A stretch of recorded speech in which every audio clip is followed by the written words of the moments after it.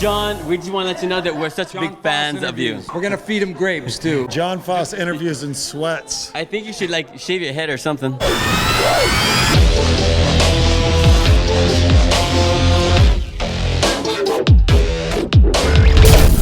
J-O-N. No, J-O-N, yeah, nice to meet you. Yes. J-O-N? Yes. J-O-N, Yeah. J-O-N. Come on, look at thing. we Look go, how man. nice you look. Well, you know, when I'm with you guys, You had to guys compete set the with her bar because high, she so- looks great. Everybody looks. Yeah, I would like a little Stellar. touchdown. What are you talking about, man? I'm wearing a collared shirt. You asked me if I was going to be No, like I'm just kidding. I gotta sell a my collared show. shirt. Dream Corp LLC. Oh, nice. On Adult Great Swim. show. It's an amazing show. I interviewed He's you like, for that check show it over out. the phone. 2-pack right here. That's what we talked on the phone. Yeah. You remember that? Yeah, with Danny Stetson. Yes. Yes, come Love on. it. I remember. Yes. Awesome. We know each other. Yes, By- I've actually by the interviewed you phone. too, but I don't Way back? expect anybody to remember me. So what's Did that? we talk last so time you I was interviewed here? them too. I was never interviewed. That's why I'm back. Was Ethan. they in Sweden at the time? Probably. He just told me today at lunch he's never I don't want to been miss any of this, Sweden. but you've never been to Sweden. No. Do you want to go? Lies. But I really like With the me? music. Yeah, I'm inviting you right now. Yeah. Dude, let's go. Okay. Yeah. Well, we're after the After the event. interview. Okay. Yeah. All right. Sounds good. Yeah. So 15 years. Yes. Yeah. What is it like for you guys to see each other at an event like this? I mean, do you guys just pick up where you left off? Do you guys see each other on a regular basis? We What's know this we like? know each other. Okay. They prepped us ahead of time by Do you sticking remember us John? in a room. Yeah. Okay. Yeah. Here's Like, his name. months Here's how in you pronounce advance. it. Like when It's we first Rise. walked up, we shook hands like, oh, hey. Yeah. No, we know each other. Okay. You're all still good friends. We live really close to each other. Yeah. Okay, so you all hang it's out? like- Yeah. Okay, so then my next question is, what do people think, or what do people do when they see you on the street together, like out of context? Here, we all I'm glad expect you it. didn't say what people think because I have no idea what they think, but we what hope they they- do, we What hope they think tell it's us they us. think. what they tell us they think. It certainly doesn't help when the three of us are together because, alone I can Usually walk they the alleyways miss me dark. first. They don't see me.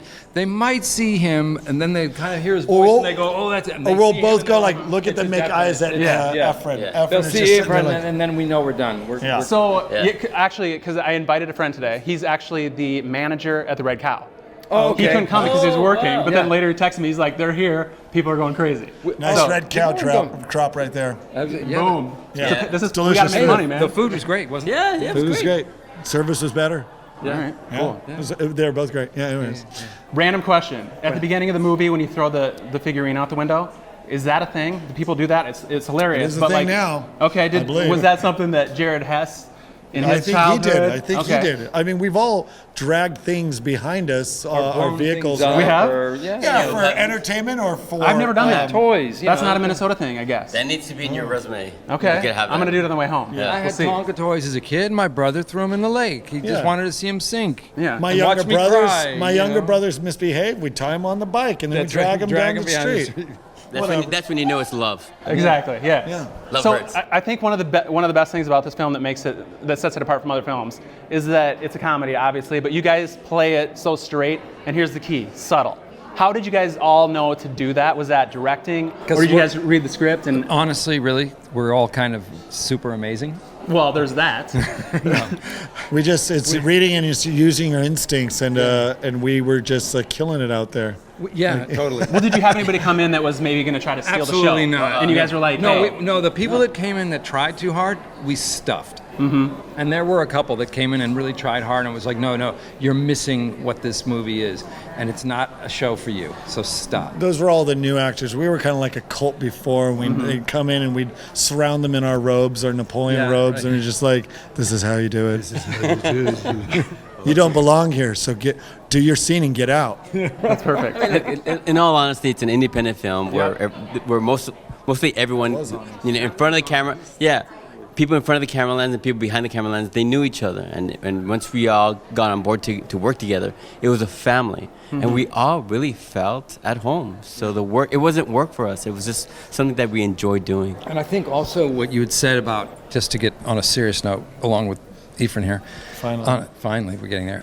On a serious note, what you had said about being a comedy yet being subtle, it's also, we all played the stakes as real. No, this is not an Uncle Rico pun, but truly, like the everything was, the stakes were high. I gotta say it. It was a very different comedy, and we all knew that going into this. This is not a script you're reading jokes. No. It's like, okay, but every few lines in a comedy is typically, there's a joke and it's very apparent. But this was like, you gotta find the jokes and just kind of like either the delivery or it's kind of weird portrait-esque writing. Right. Just like, you're painting a picture, here's this person, and just observe them. And so you play it completely real because it's like there's a specific environment and world that we're painting here and showing people. And our investment in that world is what makes it funny because it's like funny or interesting. People look at it differently, and people laugh, but it's weird when they laugh because it's not. There's no timed jokes. It's just like either they'll find the line very true or they'll find it funny, and both ways are a win. I mean, sometimes when I remember the first time we all saw it at Sundance. Yeah. There were laughs for things that I was like, that's funny? That's cool. We'll take it. It was a surprise. Yeah. And John and Efren, you guys have twin brothers, right? Both of you? We do. Yeah. When they're walking down the street, I'm sure that people think they're you. And do they like that, or do they get sick of it, or do they play along? They're doing an event right now in Milwaukee. Are you guys the real? We're not even here. Damn. You never know. You got us. I'm the real one. He's the fake one. So we always have a little bit of truth at any of these events. Yeah. No, they're cool. I think my brother's pretty cool about it. Yeah, I mean, we're twins, so if it works with the fact that when you play a character that people enjoy and embrace, they see my brother and they give him a big hug, they're like, dude, you're awesome. My brother goes, sweet. So, yeah. Very cool. And Uncle Rico, I mean, that character... I have an Irish twin. He's 13 months older than me. So Perfect. So you, how did you know, where did that character come from? Was it something, because you were a baseball player, so you have some athletics in your background. Where did you pull that from? Truly, or did you know someone? No, they when they offered me the role, Jared Hess, the director, came into town for one day, and they said, okay, we want you to meet Jared Hess. I was like, yeah, I'd love to meet him. So I came to this apartment building in Los Angeles, and he was only, I think he turned 23 when we were making the film. He's quite young, and he looked at me and he said, do you mind if I tell you something about Uncle Rico? I said, no, come on, man, let's do it. So we walked outside, and he said, and then he just took off running down the block. Well, just before he goes, he runs like this, and he just ran down the block.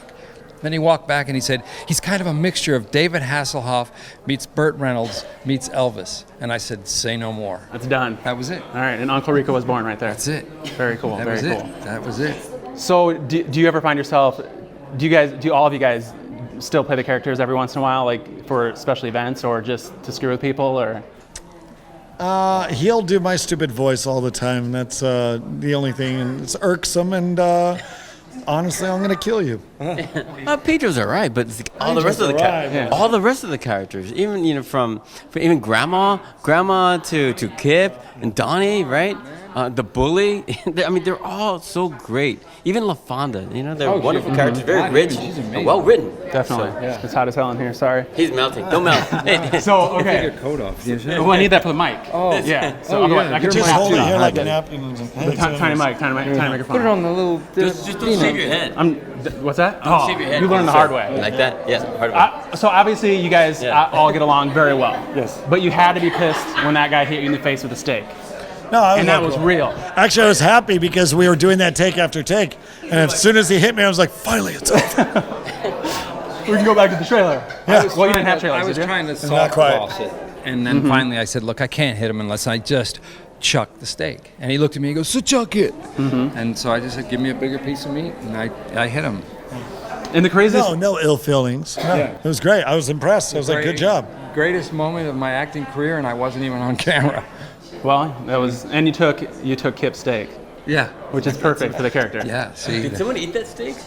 At the end? Did someone? After it was thrown? Yeah, after it was thrown. Yeah, I'm Well, sure. craft service was probably a little. This is before you guys. They threw it in that Dust it off. stew they made for lunch. Nice. Chopped it up, threw it in there, and washed it off. Yeah. Low budget. So with a film like this, where you guys just come out of nowhere and blow up, a lot of people would think, one and done. You guys have had some insanely good careers since. And Dream Corp LLC, for example, amazing Thank you show. for mentioning You it. just I love won that show. at the Twin Cities Film Fest, best actor. I'm kind of a big deal. When around Jeff here. saved the heard, world. yeah. When Jeff tried to save the world. Yeah, Just yeah. watched it. Very good film. Yeah, awesome. Yeah. And your resume is insanely long too, and you're doing theater and stuff like that The too. new show with Ben Kingsley. Oh yeah, Sir Ben Kingsley. He hasn't done his homework. Crank. Perpetual. No, Perpetual Grace. Grace. No, I'm saying that you were in that. Yes. Yeah. Still, he's, And so is Sir he's Ben saving Kingsley, himself the right bald now, guy. ladies Ben and gentlemen. Kingsley. It was He's saving Gandhi. himself right now. He's sweating. That's why he's sweating. That's true. That's very true. He's working with Gandhi. Come on. I'm working with Sir Ben Kingsley and Luis Guzman and Jackie Weaver on a show called Perpetual And Jimmy Grace, and Simpson. Jimmy Simpson, who's the great Jimmy Simpson, who's just remarkable. Remember, he was in Dream Corp. He was Okay. one of the patients. He was the one I that remember bit when me in the neck. when I talked to you, Yeah. you said that this guy, because I was interviewing him. This is weird. The next day, Oh, right. yeah, for I when told Jeff you to tried say save the hello to world. him. You said to ask him to be in the show. Yeah. Has that happened? No, but it will. Will both of these guys? Oh, yeah. Yeah, I we're mean, going to look. win. Well, some dreams can turn to really, really challenging moments. So, Okay. we'll see. Yeah. Yeah. We had a very interesting conversation about dreams this morning. Yeah. What was it? Curtailing a little Just bit. talking about how, What they mean. repetitive dreams and what they mean. And We did therapy on each other Yeah, we for a did. while. People who are in your dreams, are they just another version of you? Yeah. All right. So with the success of this film, you guys are doing you guys are doing this for thousands of dollars. The success of the film, I'm sure Doing what for thousands of dollars? 1,000. 1,000. 1,000. Who? I don't know. This Who you guy. been talking to? Come on. 100 So, pennies. my Yeah. question is, when it was so successful, how did you guys fight off the temptation to do a sequel? Because obviously, then we're talking millions of dollars. Well, people but were a lot of asking. sequels People would ruin want a the- sequel to this Again, film, and it just all say what you depends. said last Just tell 'em. It was up to Jared Hess. Yeah. The director. I mean, it's not.